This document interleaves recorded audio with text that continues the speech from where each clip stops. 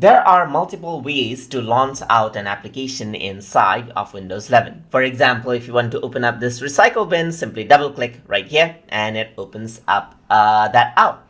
You can also go around, double click on the Microsoft Edge to open up the Microsoft Edge browser as you can see.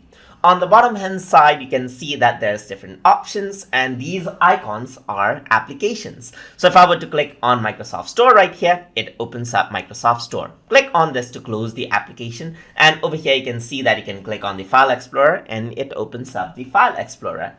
So if you want to launch out applications that you don't see right here, then you can go around onto the Start menu, and over here you can launch from one of these pin applications as well. So you can open up the Calendar app as you can see right here. Let me just close it, and over here as well there is more options right here, so you can go around into all apps to access more apps that you may have in your computer as well, and then open those out as well. Let's say, for example, if I want to open out, let's say, for example, Microsoft News, simply click on it and it opens that application out.